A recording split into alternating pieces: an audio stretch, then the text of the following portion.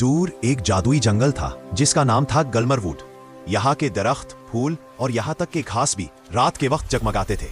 इसी जंगल में एक छोटी सी जंगली रूह रहती थी जिसका नाम था इलारा। वो अपने पत्तों जैसे नाजुक परों वाली मखलूक थी, मगर बहुत डरी हुई थी। हमेशा दूर खड़ी दूसरों के खेल तमाशे देखती रहती। फिर एक रात कुछ अजीब हुआ। आसमान से एक रोशन सितारा टूटा और जंगल के सबसे तारीक और खतरनाक हिस्से में जा गिरा। जंगल के बुजुर्ग और अक्लमंद हरन ने सबको जमा करके कहा, ये कोई आम सितारा नहीं है, ये तो एक सितारे वाला जानवर है जो रास्ता भटक गया है।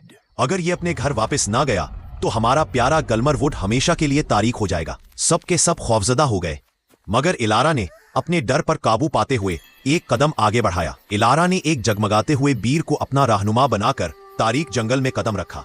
कांटों भरे रास्ते, अजीब और गरीब आवाजें, मगर वो डटी रही। आखिरकार उसे वो सितारे वाला जानवर मिला।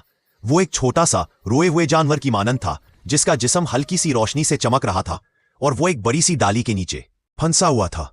इलारा ने अपनी पूरी ताकत लगाकर इस डाली को हटाया और आजाद करवाया। अभी वो खुश हो रहे थे कि अचानक अंधेरे से एक बड़ा सा डरावना साया नमूदार हुआ। ये तारीकी का देव था जो रोशनियों को खा जाता था।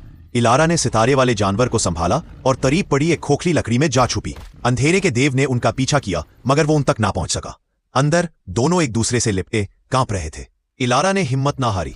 उसने लकड़ी के एक सुराख से बाहर आसमान की तरफ देखा और उसे एक रास्ता सूझा।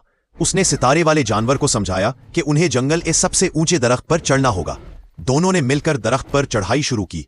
ऊपर जाते हुए इलारा ने मुड़कर देखा। अब वो डर की बजाय अपने जंगल को बचाने के जज्बे से भर चुकी थी।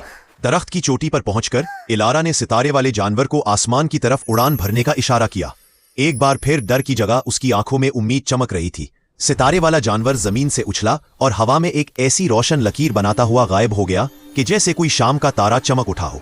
उसकी वापसी से पूरा गलमरवुड एक नई जिंदगी में जगमगा उठा और इलारा ने सीखा कि हिम्मत हमेशा डर के अंदर से ही जन्म लेती है।